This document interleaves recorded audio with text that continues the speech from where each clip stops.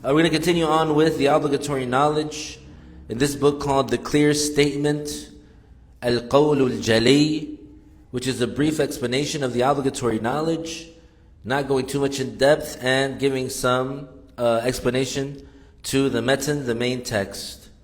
For those following along and for those that have a copy of the book, which you can pick up at twaybabooks.com, they even have a feature now that you can download the PDF, and you can also order the book so it can be shipped to your doorstep. Just go to twaybabooks.com, TAIBAHBOOKS.com, and get your copy of The Clear Statement and many other beneficial books in the English language with very good English, very eloquent style, very easy to understand. There's books that range from the biography of the Prophet sallallahu alaihi wasallam, the day-to-day description of the Prophet's life alayhi salatu wasalam, yani that's besides the biography, the entire tafsir of the Quran from beginning to end in English, which is one of the most beneficial books that you can find in today's time. Many books in the creed, many books in the Islamic law, many books in tajweed. Look up the website and you can order them. Whoever has a copy of the book, we're on page 47, in the middle of the page. We're talking about the integrals of wudu. So as you know, it is a condition for the validity of the prayer that the Muslim be in a state of ritual purity. And we're going to talk about what makes a person in a state of ritual impurity. But among the conditions of the of the prayer, for the validity of the prayer, is to be on wudu, and to be on ablution. So what does that mean? It means that you do a specific washing of specific parts of the body with a specific intention. So we reached to integral number 3. We mentioned integral 1 and 2 last week, which is to have the intention. And an example of a valid intention is, I now intend to make wudu, or I now intend to lift the minor ritual impurity. And the second integral, which is to wash the whole face from the normal hairline to the chin, and from one ear to the other. And then we outlined what are the boundaries of the face, so that the person would be sure that they are washing their face.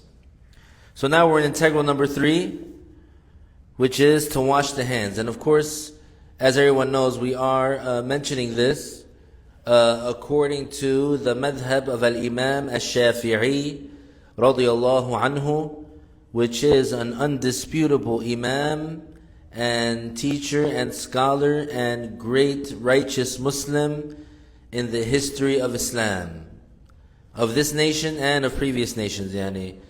Because of course the elite members of this nation, they are greater than the elites of previous nations, other than the prophets. So Al-Imam Al-Shafi'i, in his madhab, the third integral of the wudu is to wash the hands, including the forearms once up to and including the elbows, where the upper arm and forearm join, and what is on them, that is, hair even if thick, nails, growths, cracks, and scabs.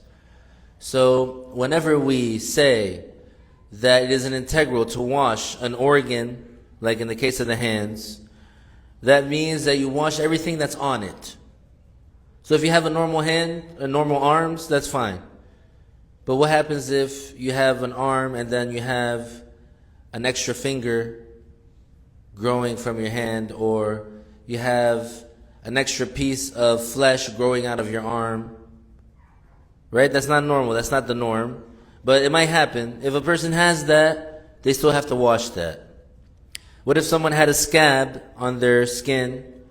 Do they have to pick the scab off and scrape the scab off and then wash what's under it? No. They just wash their arm and let the water flow over the scab. And if the scab falls off after that, they don't have to repeat. If the person has warts on his arm, he has to make sure that that's included in the washing, etc. So anything that's on the arm has to be washed. If the person has, let's say, really dry skin and it's cracked, the person still has to make the water flow over it. If the person had really hairy arms and it was like thick hair on the arms, he has to make sure that the hair and what's under the hair gets washed. It's not like the case of the face, where we mentioned the detail last week, that if the man has a thick beard, he doesn't have to make sure the water touches under his beard. If it's a thick beard, it's enough for him to wet the outer parts of the beard.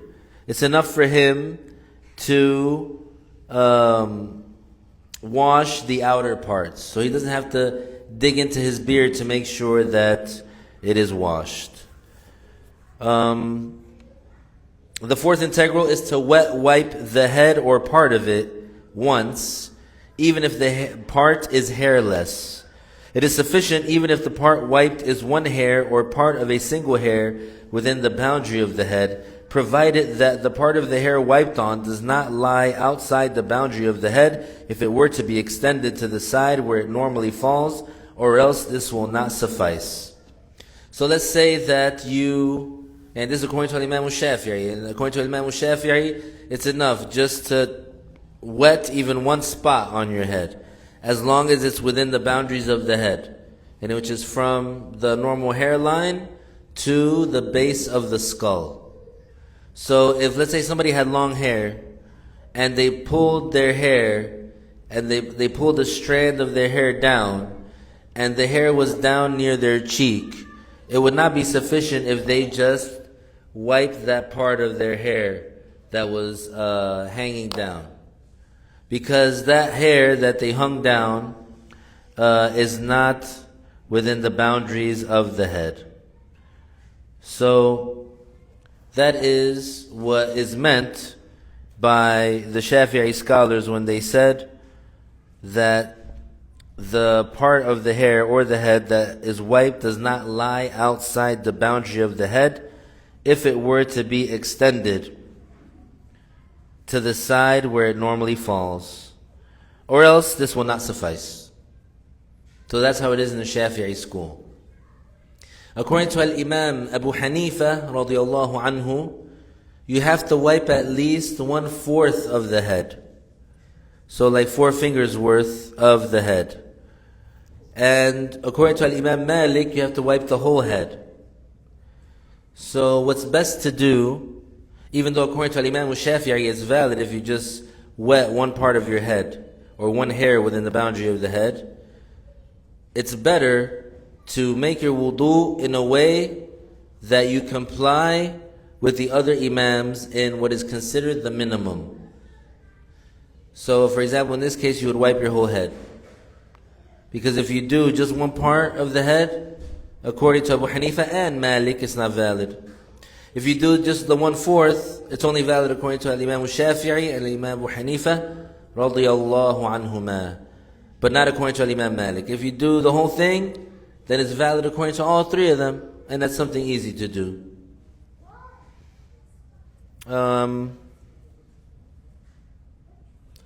The 5th integral is to wash the feet and what is on them, that is, the hair, nails, growths, and cracks, including the ankles, which are the protruding bones below the shin. This is true if one is not wearing a foot gear, khuf, where in this case one is obligated to either wash the feet or to wet wipe the foot gear when the conditions of wet wiping the foot gear are fulfilled. These conditions are for the foot gear to be pure, to cover the whole foot including the ankles, and the foot gear to withstand walking in them without additional footwear for the necessary errands normally performed by a traveler when getting off to rest and packing up to leave. It is also a condition that the foot gear is worn when one is in the state of complete purification and that they prevent water from going through to the feet. So there is something called the khuf, which is a specific type of footwear that if the Muslim wears it with specific conditions, and then if he breaks his wudu while wearing them, he can make wudu, do everything the same, except when he gets to his feet, he doesn't have to take off the footwear and wash his feet. Instead, what he can do is he can touch, or he can he can wet the palm of his hand, and then he just rubs the top of the foot gear, and then that would be enough. Then he would be considered on wudu. So what are these conditions? The first is for the foot gear to be pure. What does it mean to be pure? It means for the material that it's made of not to be najis filthy. What does that mean for it not to be najis filthy? And that means for it to not be najasa. Like what? You would think, like, why would how would a shoe be made out of filthy material? For example, if someone made a shoe out of pigskin, are there shoes that are made out of pigskin? Unfortunately, there are. Some shoes, they make the design of the shoe, whatever they designed the shoe with, the material that the actual shoe is made out of, they use pigskin.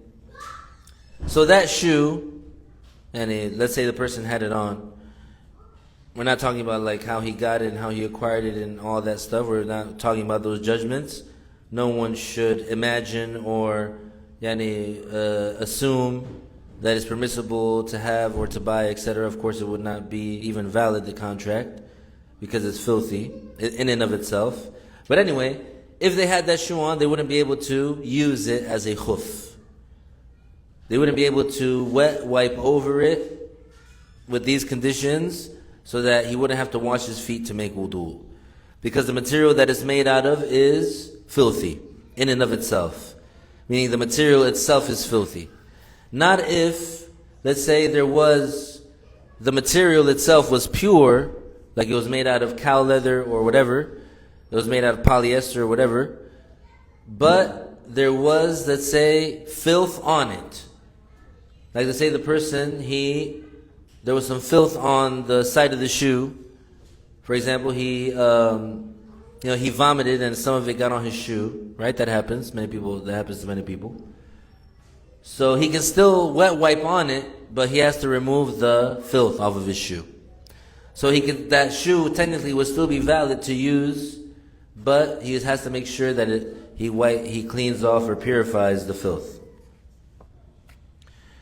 The second condition is that foot gear, and if for lack of a better word, we're going to say shoe, to cover the whole foot, including the ankles. So the foot gear that the person is wearing, on top of it being pure, it has to cover the part of the foot that is necessary to be washed for the validity of wudu. So has to cover from the tip of the toes up to and including the ankles. Beyond that, it doesn't have to.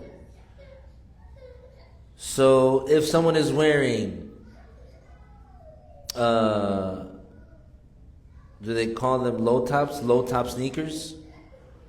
Then that would not be sufficient to use as khuf, because they do not cover the ankle. If someone's wearing, let's say high tops, and the rest of the conditions are fulfilled, then they could use that as khuf, because the high tops, they usually cover the ankle. The third condition is for the foot gear to withstand walking in them without additional footwear for the necessary errands normally performed by a traveler when getting off to rest and packing up to leave. Very specific stipulation. That means that, for example, you can't just use socks. Because if you were in the wilderness and and you're traveling, let's say by camel, and then you got off to rest, so you're going to get off your camel, you're going to get off your animal, and you're going to take the stuff off of the camel and then pitch a tent, and then you're going to go and gather some firewood, and then you're going to go and build a fire. Those errands that are needed for you to set up camp, like when you stop to rest, if you do that with socks on, they're going to tear or rip. They won't withstand that. And the same thing for packing up to leave. When you do the packing up to leave, what are the errands that you need to do? You need to put the tent back together. You need to, let's say, whatever it is that you used or in that camp, you need to clean it up, etc. The errands or the movement that you need for that, the socks won't withstand it. They'll tear. So if the material that you use for the footgear was enough to withstand those errands, then this condition is fulfilled. So something like a thick leather sock, which is what some people use. But also, and if you use certain shoes, like let's say, I'll give an example that's common. Like Timberland boots, that are high tops, like the original Timberland boots. If you put those on and you do the rest of the conditions, this fulfills the condition, and you can use that to wet wipe on it, for example, if you need to. There's certain types of sneakers that they're made of a certain material where they're waterproof and the water doesn't go through, which is one of the conditions we're going to talk about, and they cover the ankles. You could use that to wet wipe. The next condition is for the footgear to be worn in a state of purity. So once you fulfill the conditions, like let's say that footgear itself, and it's valid to be used. So now what do? You make wudu completely, with everything, you wash your feet. And then after you have completed your wudu, then you put them on. So once you have the actual thing that works, in order for it to now be able to use it as a khuf, you have to put them on while you're on wudu. So if you put them on without making wudu, it doesn't count. And the last condition is that footgear prevents water from going through to the feet. How do you test that? What's the metric for that? If you were to pour water on let's say the part that is like this part of your foot. So let's say this is your foot. So you pour it on this part of the shoe, the water doesn't seep through. And that's basically it. So if you have a shoe like that fulfills these conditions, it's pure, it covers the whole foot, the part of the foot that needs to be washed when making wudu, it is waterproof in that sense, that the water doesn't seep through when water is poured over it, and it could withstand the errands of packing up and leaving. If you're traveling, then once you put those on while on wudu, you can wet wipe the feet instead of washing them when making wudu. So what does that mean? That means that, so what's the duration that you can do that for? For the one who's not traveling, 24 hours from the time that they break their wudu.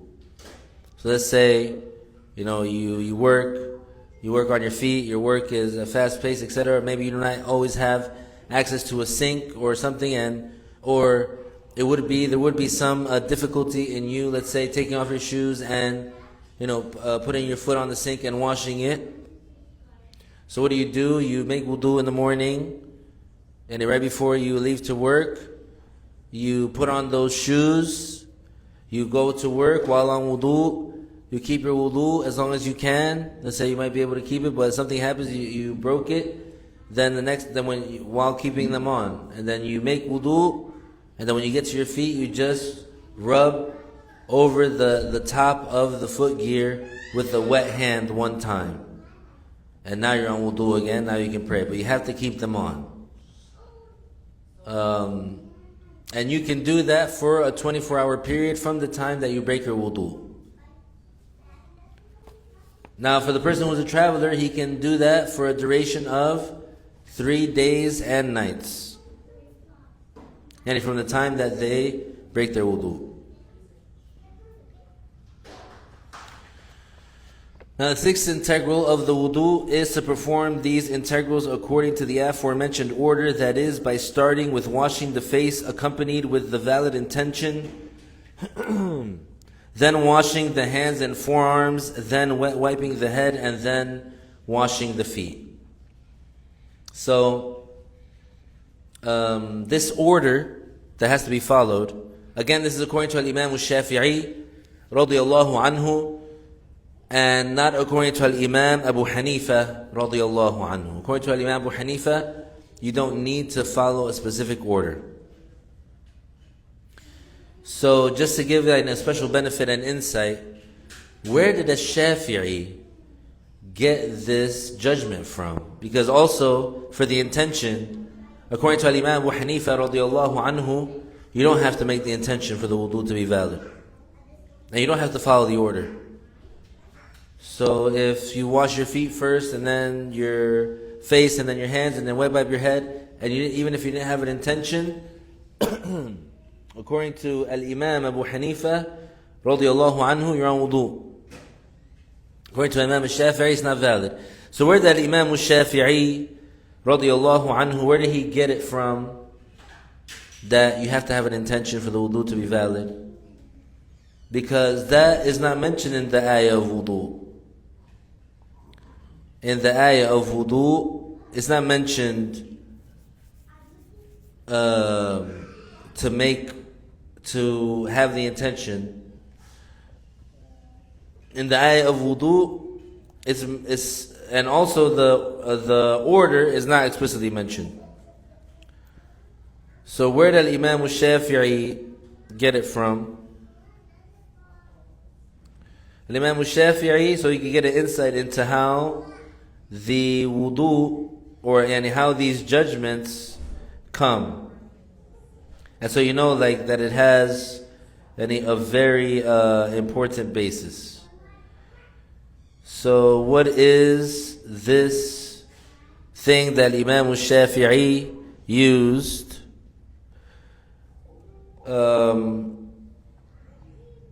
The verse is يَا أَيُّهَا الَّذِينَ آمَنُوا إِذَا قُمْتُمْ إِلَى الصَّلَاةِ فَاغْسِلُوا وُجُوهَكُمْ وَأَيْدِيَكُمْ إِلَى الْمَرَافِقِ وَامْسَحُوا بِرُؤُوسِكُمْ وَأَرْجُلَكُمْ إِلَى الْكَعْبَيْنِ.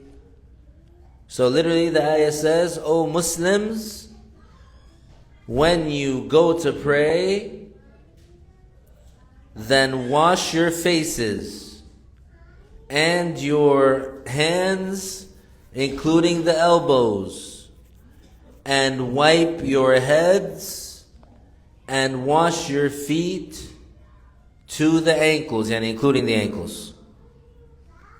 So the ayah doesn't say, O Muslims, when you go to pray, have the intention, then wash your faces and your hands with the elbows and wipe your head and wash your feet. It doesn't say that. The ayah doesn't say that. And the ayah also doesn't say, oh, you Muslims, when you get up to pray, wash your face and your hands and your arms with the elbows and wipe your heads and wash your feet with the ankles in this order. It doesn't say that. It just says, do this. So where did Imam al-Shafi'i radiyallahu anhu get this from? He got it from a hadith that the Prophet sallallahu alaihi wasallam, a confirmed hadith, the hadith that is used as evidence in the legal or the the judgments of the actions, they have to be of a certain degree of authenticity. It's not just any hadith, but this hadith is agreed upon, that its authenticity is agreed upon.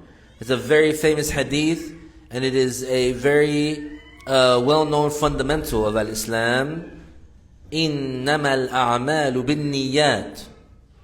So from this hadith, Al-Imam al-Shafi'i, he said, إِنَّمَا الْأَعْمَالُ بِالنِّيَّاتِ, and it means that the religious actions are only counted when they have a valid intention. Al-Imam Abu Hanifa, of course, he knows this hadith. Does this mean that Imam Abu Hanifa ignored and dismissed this hadith? Of course not. It means that Imam Abu Hanifa, he understood the hadith in a different way. He interpreted it a different way. He interpreted in a way that doesn't mean that the only way that the religious actions are counted are with the intentions.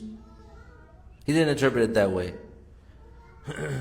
Of course, each Imam, they have their reasoning of evidence, and since they are at that level where Islamically they have been given that permission and that authority and that empowerment, then that's why it's valid for us to go by it.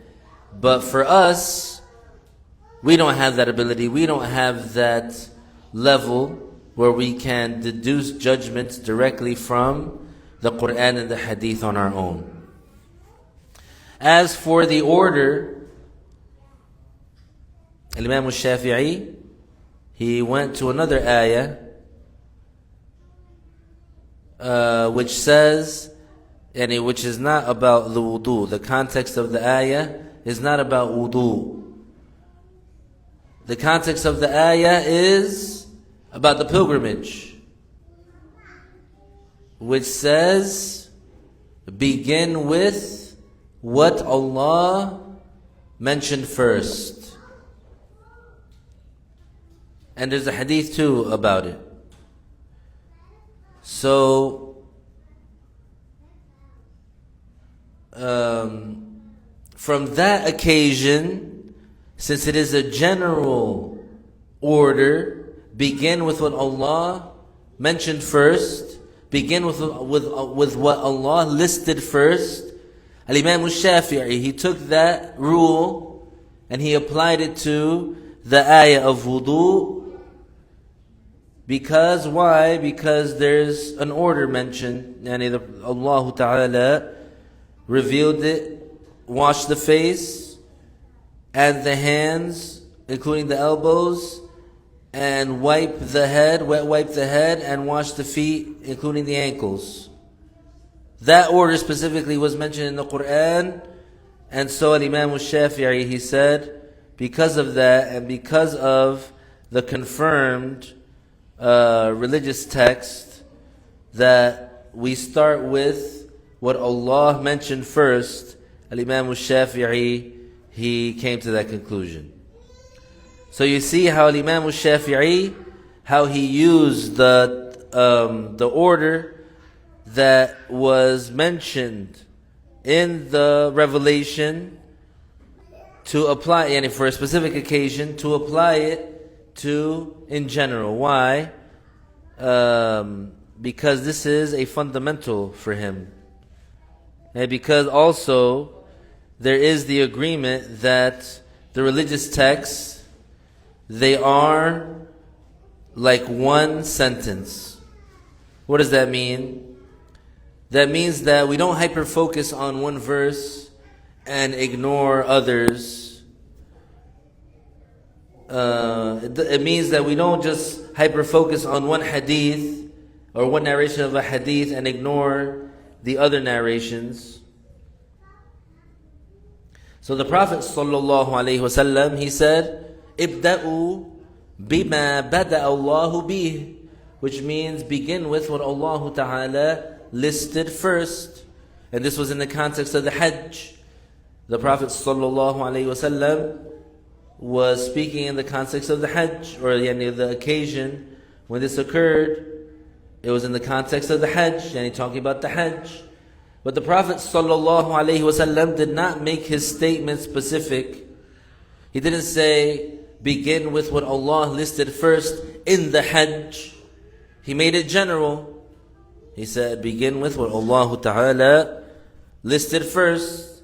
And in that specific case, referring to the Hajj, the Prophet ﷺ was referring to إِنَّ الصَّفَا وَالْمَرْوَةَ مِن شَعَائِرِ اللَّهِ. What does that mean? Yani when it comes to the sa'i, when you go to the Hajj and you want to do the sa'i, the striving between as-Safa and al-Marwa, where do you start from? As-Safa. Why do you start from it there?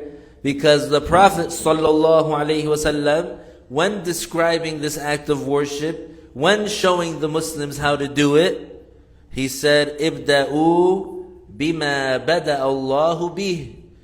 Yani begin with what Allah Ta'ala listed first. What is listed first in the ayah? Inna as-Safa. As-Safa is mentioned first, so we begin from there. You see the connection, alhamdulillah, how the Islamic laws applied. Imam Shafi'i, he said, this is a general statement. The Prophet ﷺ didn't say, begin with what Allah listed first in the Hajj. He said, begin with what Allah listed first, period, in general. So, he applied it also to the verse of wudu. So he said, it's a must that you do it in order. It's a must that you do it in the order that is mentioned in the Quran. Which means the verse, "O you Muslims, when you get up to pray, wash your faces and your hands, including the elbows, and wipe your heads and wash your feet." That's the order that was mentioned. The Prophet ﷺ said, begin with what Allah mentioned first, listed first. To a Shafi'i, that means you must follow the order. Allahu Akbar. Alhamdulillah. Now that's not for any of us to make that connection and to make that deduction. That's for the likes of Al-Imam Shafi'i radiyallahu anhu. Now that gives you an insight into the way that, or how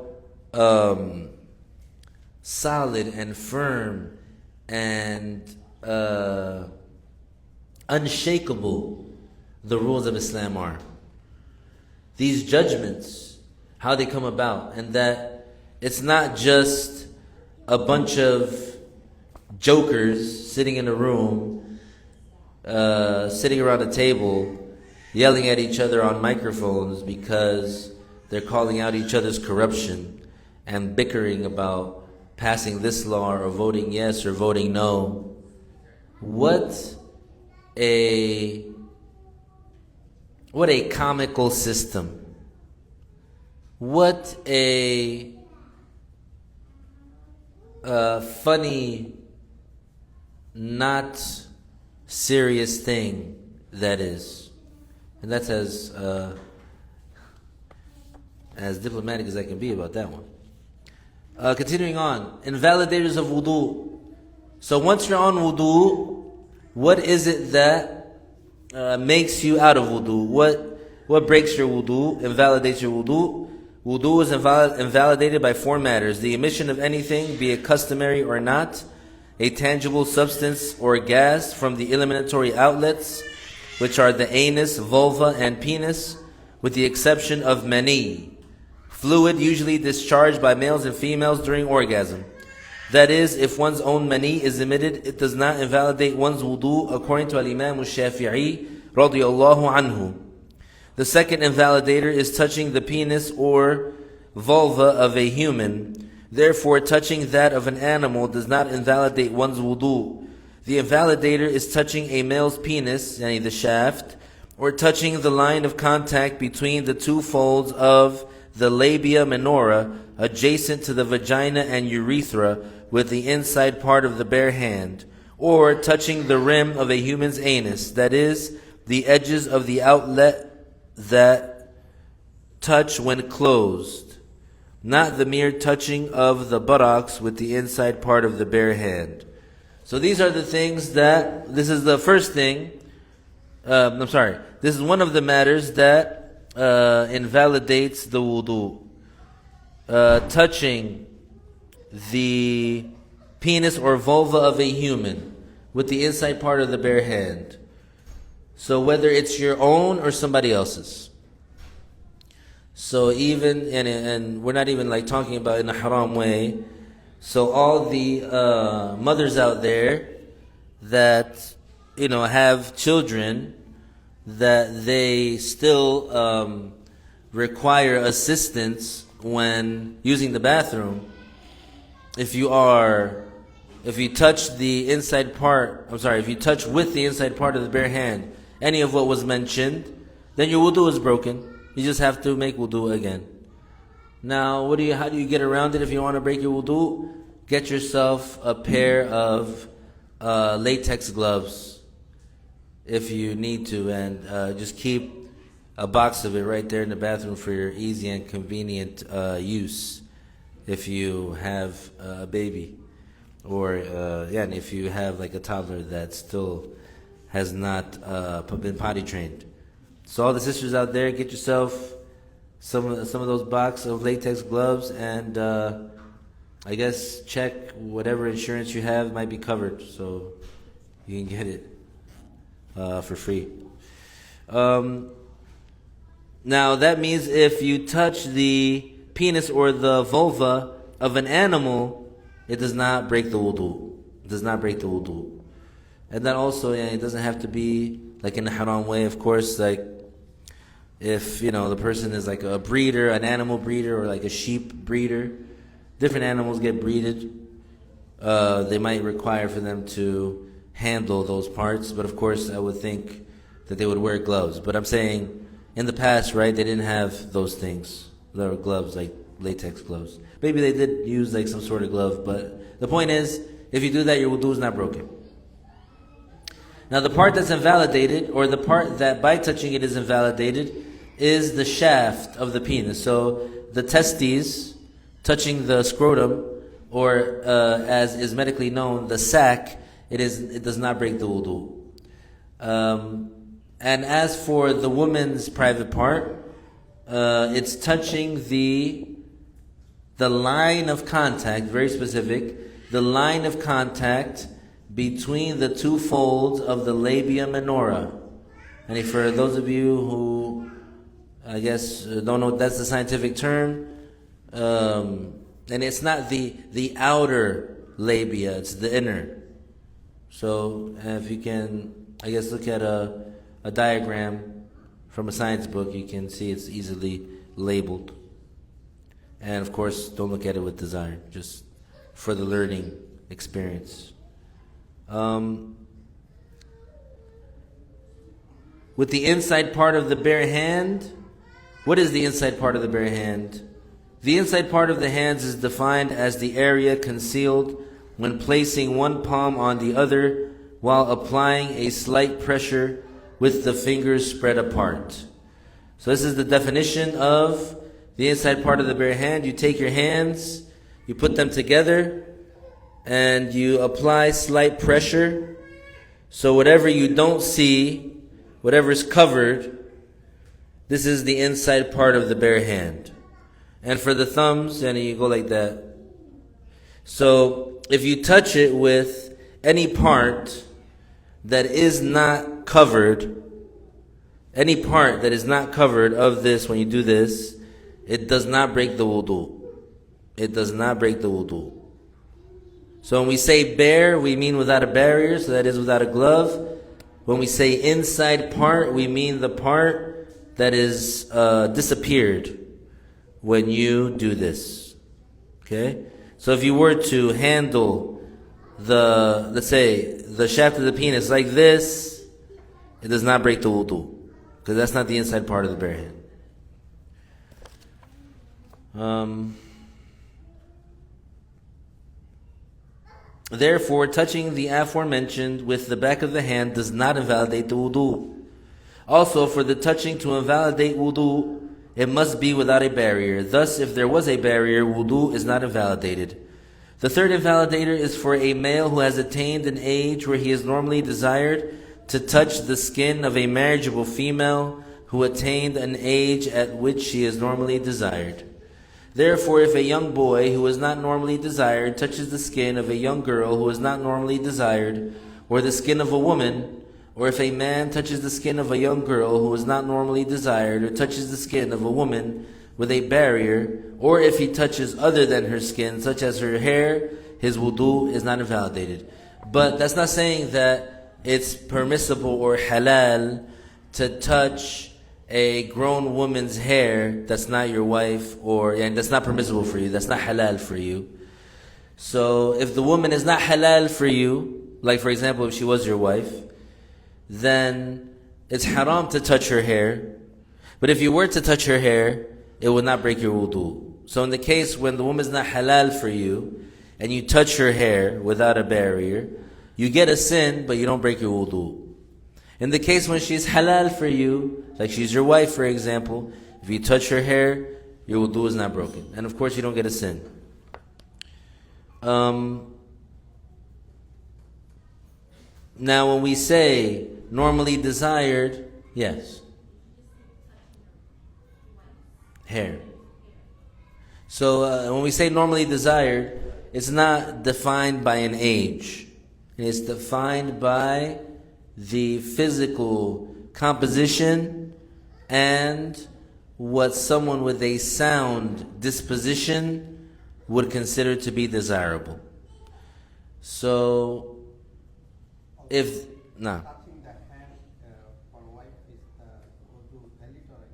according to Ali, that's a very good question. So the question here, and according to the definition, if the two people are normally desired and they make skin-to-skin contact, the wudu is broken. So that's absolute, whether or not the woman was your wife. So according to Imam al-Shafi'i, if you touch your wife's skin, it's not haram because she's your wife, but you break your wudu. And this is the case like even if it happened without intention. So let's say you're walking by and your hand brushed against her hand, your wudu is broken. According to Imam al-Shafi'i. Now according to other imams, like Imam Malik radiyallahu anhu, he stipulates that in order for the wudu to be broken, it has to be with the intention of pleasure, or without the intention of pleasure, but when the touching occurred, pleasure occurred. In that case, the wudu is broken according to Imam Malik. In other than that case, it's not. Yes, and now if it's with a barrier and it's not skin-to-skin contact, then the wudu is intact. The wudu is not broken. And according to Imam Abu Hanifa radiyallahu anhu, he doesn't say that the skin-to-skin contact between two marriageable people breaks the wudu. Absolutely. And he says that absolutely, meaning whether she was your wife or not. But of course, if she wasn't your wife and you touch her without a barrier, skin-to-skin contact, then it's forbidden. The person gets a sin, but he does not break his wudu, according to Imam Abu Hanifa. So for sure, if she's your wife, then you don't get a sin and your wudu is not broken.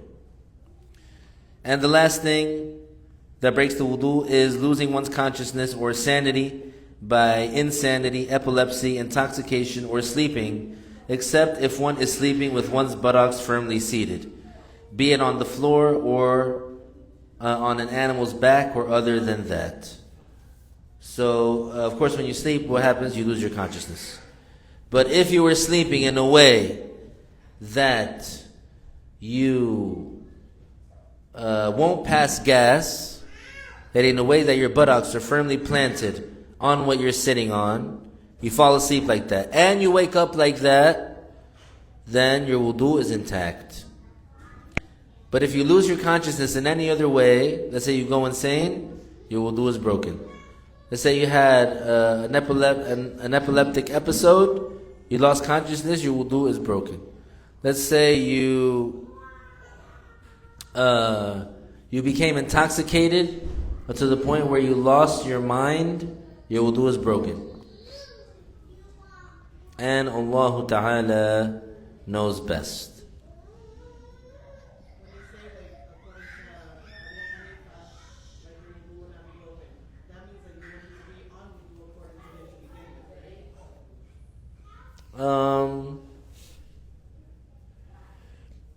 Of course, in order for the person to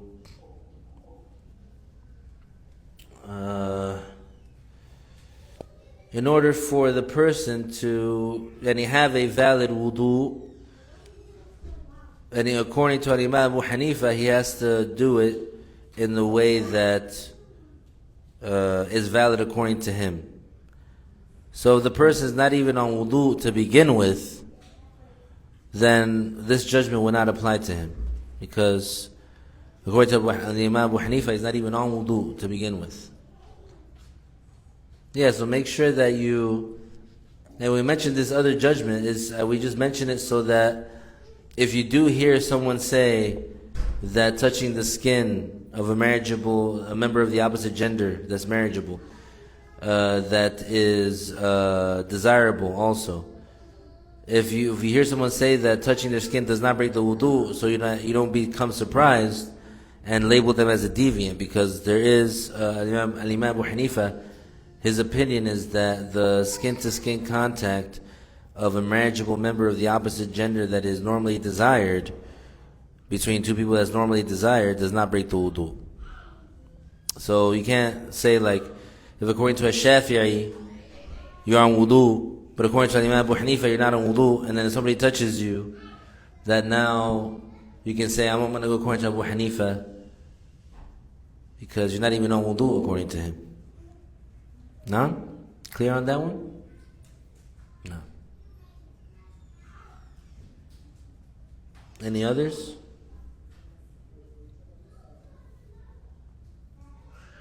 But a valid scenario, for example, let's say you made wudu in a way that's valid according to Imam Abu Hanifa. You're on wudu according to him as well.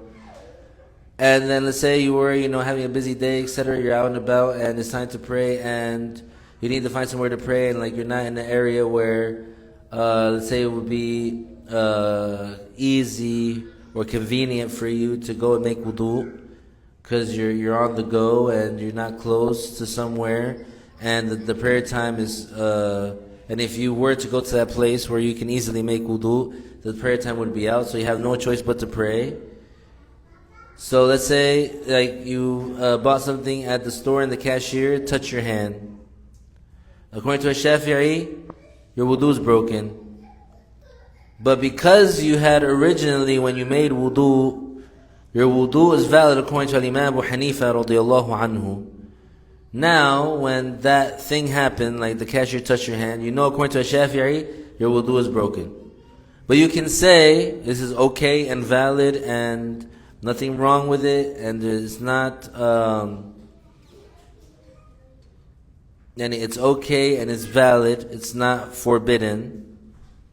The person can now say, according to Abu Hanifa, this does not break my wudu. So he can judge that he's still on wudu, and he can still do the prayer, and it will be valid, according to Imam Abu Hanifa. So this is something that helps the Muslim when he's in certain situations.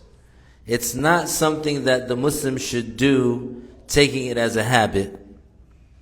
Because if the Muslim, he gets into the habit of doing this, there's a certain care that is lost and makes the Muslim more vulnerable to losing that care, which is the difference between halal and haram. When the Muslim, he makes it a habit for himself to, let's say, not stick to one madhab, when he makes it a habit, it becomes, and he makes himself vulnerable to doing something explicitly forbidden. It makes him vulnerable to that.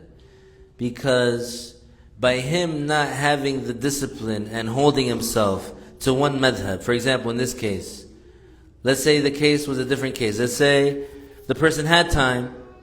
It was the beginning of the prayer time. They went out to the supermarket. They bought something. The cashier touched their hand by accident.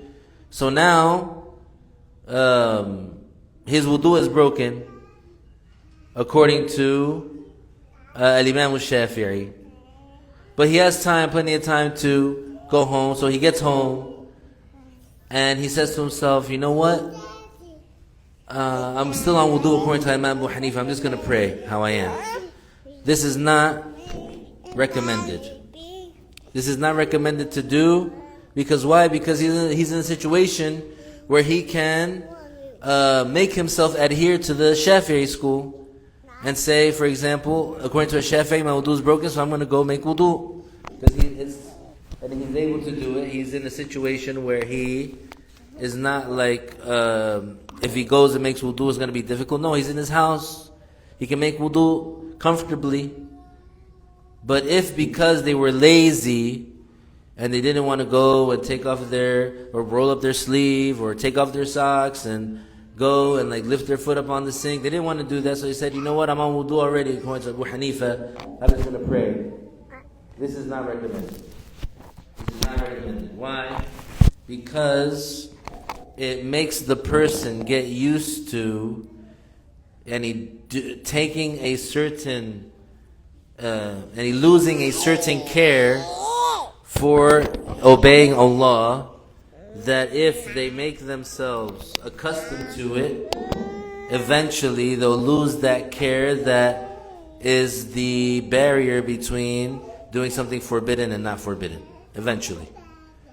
This is something that is not recommended for the person to do that.